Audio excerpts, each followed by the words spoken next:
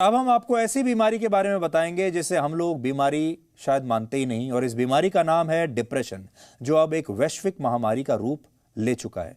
इसी डिप्रेशन की वजह से अमेरिका की एक बहुत मशहूर मॉडल और वकील चेस्ली क्राइस्ट ने आत्महत्या कर ली है।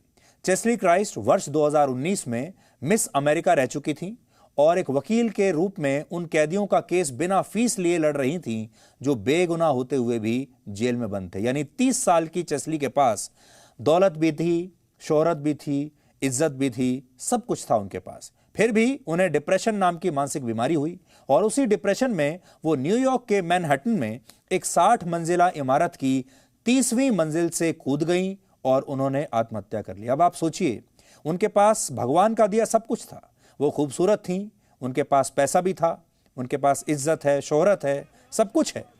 फिर भी ऐसा क्या हुआ कि उन्होंने आत्महत्या की? डिप्रेशन में जान देने की ऐसी एक परेशान करने वाली खबर 28 जनवरी को बेंगलुरु से भी आई थी।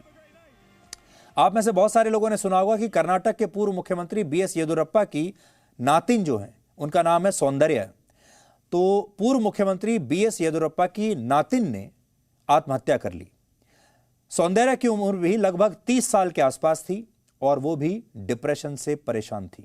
इन्होंने भी आत्महत्या कर ली और ये हाल ही में।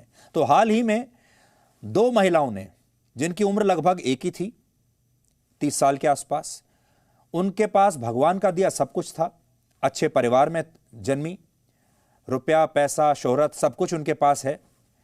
एक भारत में बेंगलुरु में, दूसरी अमेरिका में, और दोनों महिलाओं ने आत्महत्या कर ली। दोनों अपने अपने क्षेत्र में बहुत सफल थीं। चेस्ली वकील के तौर पर अच्छा नाम कमा रही थीं, सौंदर्या एक डॉक्टर थी और उन्हें डिप्रेशन जैसी बीमारी के बारे में शायद पता रहा होगा, लेकिन इलाज शायद इन दोनों ने ही कभी नहीं कराया।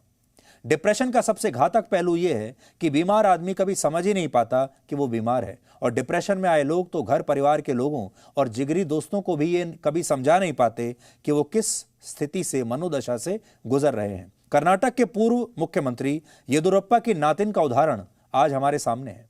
डॉक्टर सौंदर्या 6 महीने पहले ही मां बनी थी।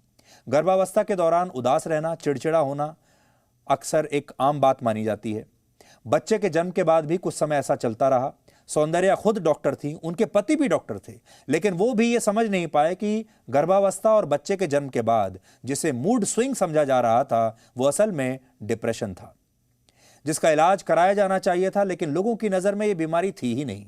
डॉक्टर सौंदर्या के आत्महत्या करने के बाद पता चला कि उन्हें पोस्ट पार्टम डिप्रेशन हो चुका था, जिसे विश्व के ज्यादातर लोग बीमारी नहीं मानते। उन्हें तो यही लगता है कि पहली बार मां बनी है, इसलिए नवजात बच्चे को संभालने में परेशानी हो रही है, धीरे धीरे सब ठीक हो जाएगा। और हमारी यही सोच कि धीरे धीरे सब ठीक हो जाएगा, डिप्रेशन को जानलेवा बनाती जाती है। डिप्रेशन का रोग दुनिया में कितने बड़े संकट की वजह बन चुका है, इसका आपको शायद अंदाजा नहीं है। यह खबर अभी आगे भी है, आज हम इसका पूरी खबर आपको नहीं दिखा पा रहे हैं क्योंकि समय समाप्त हो गया है। फिर किसी दिन इसके बारे में हम आपके साथ चर्चा करेंगे, बात करेंगे कि इन 2 सफल महिलाओं ने आखिर आत्महत्या क्यों की।